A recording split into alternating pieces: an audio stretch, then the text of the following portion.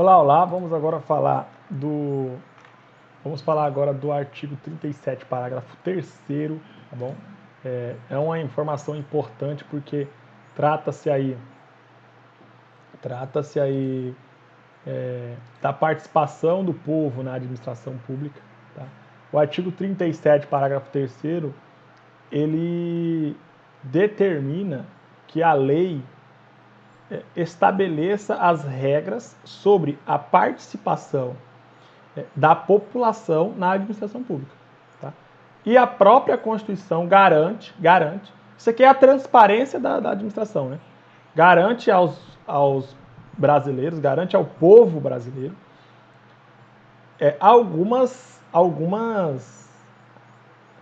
alguns direitos em relação à participação na administração pública. Então, por exemplo, a lei que vai estabelecer as regras de participação do povo na administração, essa lei, ela tem que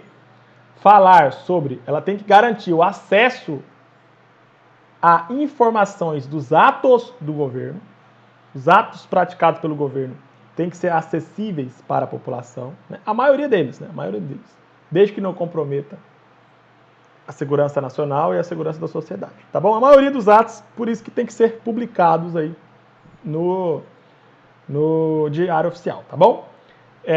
Segundo, acesso aos registros administrativos. Terceiro, representação contra a negligência ou abuso do exercício do cargo, emprego ou função. Então, por exemplo, um juiz está abusando de seu poder. É possível representar esse juiz para a administração, para os conselhos? Sim, é possível. Você pode representar o juiz no tribunal ou no Conselho Nacional de Justiça, tá bom? Mesma coisa o promotor. O promotor está agindo com abuso de poder. Eu posso representar o promotor lá no Conselho Nacional do Ministério Público, CNMP? Posso. Aí o CNMP vai verificar se o promotor está agindo de forma irregular, com abuso de poder, e aí o CNMP vai aplicar uma punição para o promotor, tá bom? Então, a representação é levar ao conhecimento da administração de irregularidades cometidas pelo agente público. Isso é representação, né? Representação contra a negligência ou abuso no exercício do poder. Bom, outro exemplo, reclamação da má prestação de serviço. A população pode reclamar se o serviço está sendo prestado de forma precária, de má qualidade e tudo mais. Se o serviço não tá tendo qualidade, a administração pode reclamar, tá bom? Ok. Exemplo, pavimentação das ruas. A pavimentação das ruas é um serviço de extrema má qualidade em alguns locais da cidade, em alguns locais das cidades brasileiras, né? Tem ruas que são completamente sem pavimentação, não tem como nem andar, só tem lama e aguaceiro, e não tem como nem andar, nem de carro, nem a pé, nem nada. Isso é um serviço público de má qualidade. A população pode reclamar? Pode, ela tem o direito de reclamar. E o Estado tem que tomar as providências para resolver o problema, tá bom? Isso, inclusive, está previsto no artigo 37, parágrafo 3º, tá? Outro exemplo, manutenção de serviço de atendimento.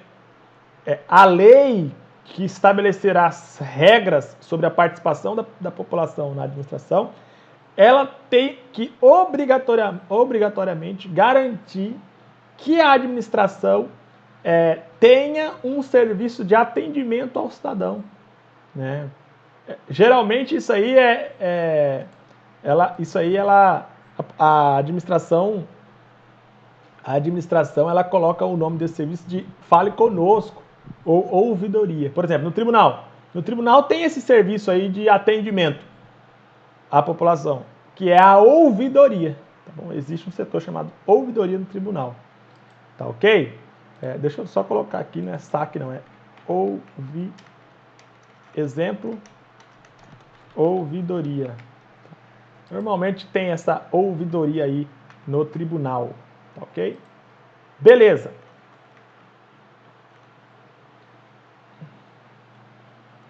Então, outro exemplo aqui, ó. Avaliação externa e interna da qualidade do serviço. A lei tem que garantir a possibilidade de a população avaliar a qualidade dos serviços, né? E também tem que garantir uma avaliação pelos próprios servidores sobre a qualidade do serviço. Então, por exemplo, lá num setor do tribunal onde eu trabalhava, as pessoas que eram atendidas pelo aquele setor, elas chegavam lá no balcão de atendimento e tinha um papelzinho para elas preencherem lá sobre a qualidade. Ah, como você achou, o que você achou do atendimento, o que você achou da estrutura, ruim, bom, ótimo. A pessoa tinha que fazer aquela avaliação, se ela quisesse, né? Ela poderia fazer aquela avaliação, porque a própria Constituição obriga que o poder público permita formas de avaliação externa e interna da qualidade dos serviços. Beleza? Ok? Então não tem muita dificuldade de compreensão nesse artigo 37, parágrafo 3º. Vamos ler o artigo 37, parágrafo 3º, por encargo de consciência. Vamos lá. A lei disciplinará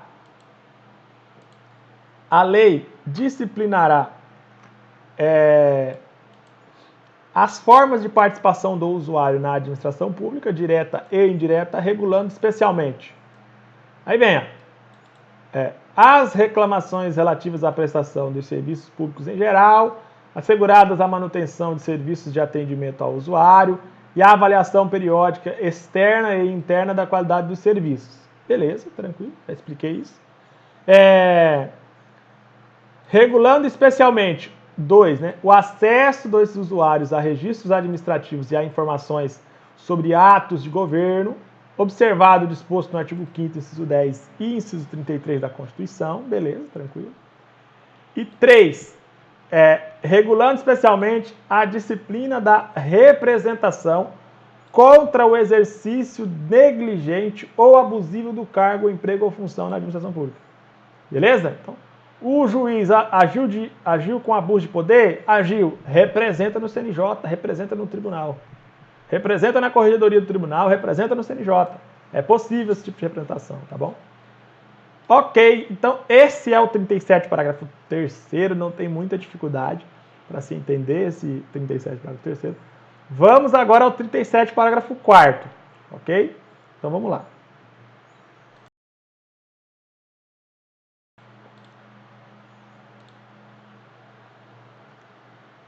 O 37, parágrafo 4º, doutores, prevê regras sobre as quais você tem que saber duas informações. Primeiro,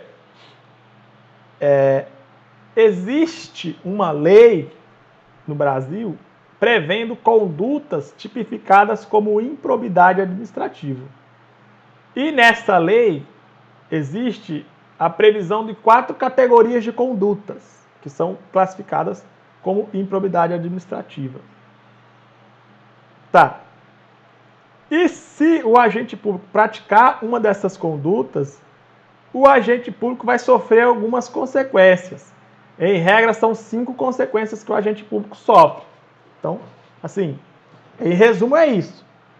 Existem 4 tipos de condutas previstas na lei de improbidade administrativa, que são tipificadas, caracterizadas como atos de improbidade administrativa, que devem sofrer as consequências previstas na lei de improbidade e previstas na Constituição Federal, inclusive, que são o número de 5 consequências. Então, 4 tipos de condutas, 4 categorias de condutas, que se forem praticadas, sofrerão 5 consequências. Beleza? Quais são essas condutas? Primeiro, ato de enriquecimento ilícito. Artigo 9º da Lei 8429 de 1992. É um ato de improbidade administrativa e deverá ser punido na forma da lei. Ato de prejuízo ao erário, previsto no artigo 10 da Lei 8429. É um ato de improbidade administrativa que será punido na forma da lei com 5 consequências. Tá? Ato de concessão ou aplicação indevida de benefício financeiro ou tributário como a isenção do imposto chamado ISS, Imposto sobre Serviços do Município, ou redução ilícita do ISS, também é um ato de improbidade previsto no artigo 10A da Lei 8429. É uma categoria de ato que será punido na forma da lei com 5 consequências. Beleza?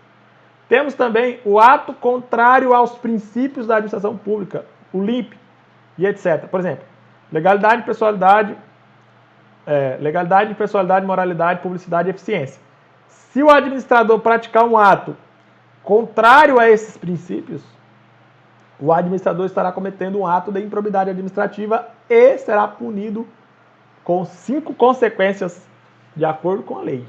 Tá bom? Então, assim, ato de prejuízo ao erário. Vamos supor o seguinte: o técnico do INSS está lá trabalhando no INSS, de repente ele fica muito estressado e pega pega um pedaço de madeira e começa a quebrar o computador, quebrar a mesa, quebrar a cadeira, começa a quebrar os vidros, começa a quebrar tudo lá dentro do INSS. O técnico, o concursado, o servidor concursado. O que vai acontecer com esse servidor? Vai ser punido por 5 consequências na forma da lei. Tá bom? Ok? Porque ele está causando um prejuízo ao erário. Porque ele quer, a vontade dele é prejudicar a administração pública, causar um prejuízo ao erário. Então ele será punido na forma da lei com 5 consequências. Outro exemplo, ato de enriquecimento ilícito.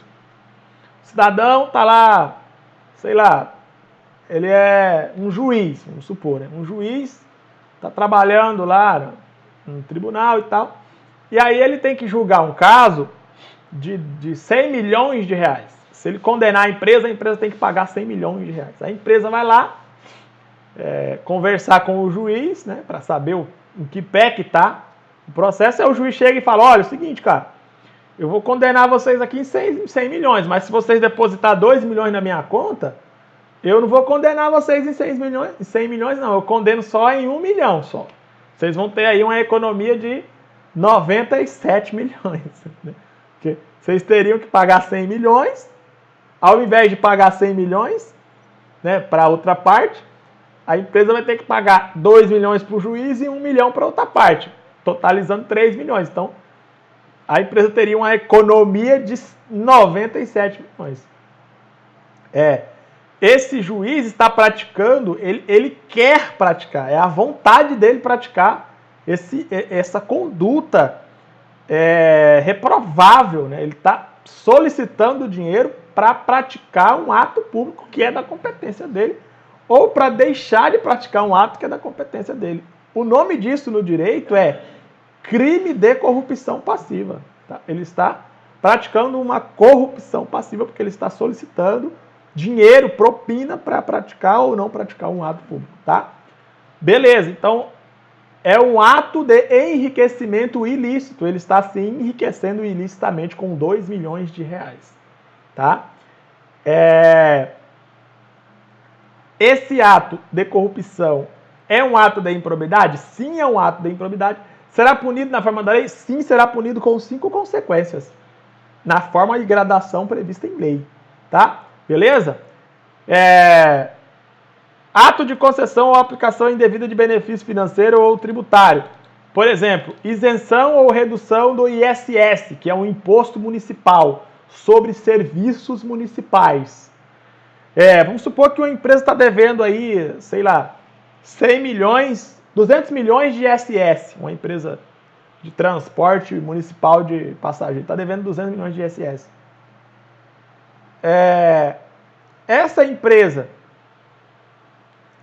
ela tem que pagar os 200 milhões, aí ela vai lá conversar com o prefeito, e aí o prefeito fala: ó, é o seguinte, você tem que pagar 200 milhões, faz o seguinte, me paga 50 milhões, deposita 50 milhões na minha conta, que eu vou isentar você. Tá? A empresa, o empresário, ao invés de pagar 200 milhões para o município, paga 50 milhões, transfere 50 milhões para a conta do prefeito, e aí o prefeito isenta, porque o prefeito é representante do município, máximo, né? Isenta o ISS para essa empresa. o prefeito está cometendo uma irregularidade? Sim, está cometendo uma irregularidade. Essa conduta é prevista como improbidade administrativa, porque está tipificado no artigo 10A da Lei 429 de 92. Então, assim, o prefeito vai sofrer as consequências? Vai. E são 5 consequências básicas que ele vai sofrer. Tá bom? Então, ok. Então, você já sabe as 4 categorias de condutas tipificadas como improbidade administrativa. Beleza? Agora vamos ver quais são as 5 consequências que serão aplicadas para a pessoa que comete improbidade administrativa. Tá? 5 consequências. Vamos lá. Primeira consequência: suspensão dos direitos políticos. Isso aqui é uma consequência de caráter político. Né? A pessoa não poderá ser votada e não poderá votar em nenhum candidato à eleição, tá bom? Beleza, então a suspensão dos direitos políticos é uma consequência para quem pratica ato de improbidade. Inclusive, essa suspensão dos direitos políticos está prevista no artigo 15.5 da Constituição Federal e no artigo 37, parágrafo 4º da Constituição Federal, tá bom? Para você ver a magnitude da importância dessa informação, tá? 2. Perda da função pública. Se você, por exemplo, é técnico do INSS e você causa prejuízo lá, quebrando os computadores, tudo, porque você quer fazer isso, você está prejudicando o erário, você está cometendo uma improbidade administrativa e você perderá o seu cargo, mesmo se você for concursado. Você vai perder o cargo, tá? Porque é a perda da função pública. Isso aqui é uma consequência de caráter administrativo, tá? Ok. Outra coisa, você vai sofrer a indisponibilidade dos bens, uma penalidade de caráter civil. Você vai estar sofrendo uma consequência de caráter civil. Então, por exemplo, se você estragou os computadores ou você praticou corrupção passiva lá, o que vai acontecer?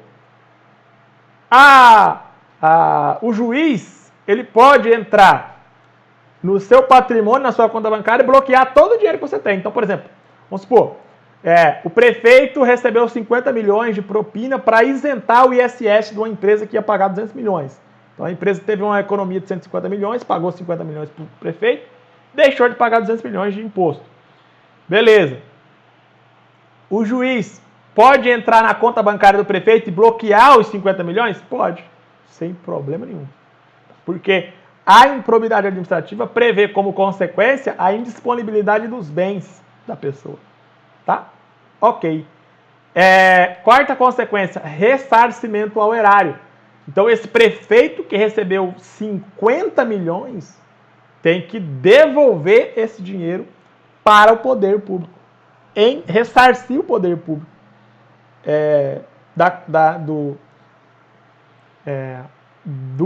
do enriquecimento ilícito que ele teve com base em um ato administrativo que ele praticou ou que ele não praticou. Tá bom? Então, esse é o ressarcimento ao erário. O infrator tem que devolver o dinheiro para o poder público. Tá ok? Beleza. E a responsabilização penal, se for o caso. Tá? Então, assim, às vezes o prefeito pratica uma conduta que é improbidade, mas não é crime. E às vezes ele pratica uma conduta que é improbidade e que é crime. Por exemplo, nesse caso aí de o prefeito solicitar 50 milhões para isentar o ISS, o imposto, o prefeito cometeu uma conduta que é ilícita, cometeu uma conduta que é improbidade administrativa e que, além de tudo, essa conduta é prevista como crime de corrupção passiva. Ele será punido penalmente, ele poderá ir para a cadeia, ele poderá ser preso, ir para a cadeia mesmo, tá? Ok? Então são 5 consequências: suspensão dos direitos políticos, perda da função pública, indisponibilidade dos bens, ressarcimento ao erário e responsabilização penal, podendo até ser preso se a conduta praticada for também crime. Tá bom? Ok? Beleza. Então, por exemplo, a corrupção passiva, ela está prevista como crime, tipificada como crime, no artigo 317 do Código Penal. Um exemplo típico de que é crime a corrupção passiva. Então, vou fazer o seguinte, vou fazer uma pausa, terminando de falar agora, né, do 37, parágrafo 4º da Constituição Federal, que fala sobre a improbidade administrativa. Agora eu vou ler o 37, parágrafo 4º, para finalizar o bloco. Vamos ler, então, o 37, parágrafo 4º. Os atos de improbidade administrativa importarão a suspensão dos direitos políticos, a perda da função pública, a indisponibilidade dos bens e o ressarcimento ao erário, na forma da lei e na gradação previstas em lei, sem prejuízo da ação penal cabível. Beleza. É exatamente as informações que eu te passei, né?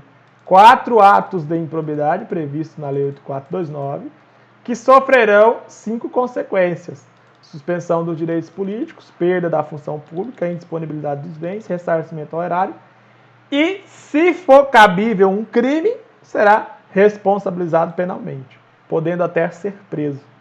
Podendo até ser preso, doutores. Tá ok? Beleza. Então, quer ver um exemplo real de improbidade administrativa? O ex-governador do Rio de Janeiro, Sérgio Cabral. Ele foi um governador que praticou inúmeras irregularidades, praticou condutas de improbidade administrativa, praticou corrupção passiva. E ele foi condenado e está preso. Perdeu a função pública, teve suspenso os direitos políticos, teve indisponibilidade de seus bens, teve que ressarcir o erário e ainda está preso, porque as condutas que ele praticou, além de ser improbidade administrativa, foram tipificadas como crime. Tá beleza? Ok, então assim eu termino o nosso bloco. Daqui a pouco a gente volta para falar sobre outras informações, outros parágrafos do artigo 37 da Constituição Federal. Beleza? Um grande abraço, daqui a pouco a gente volta. Até logo.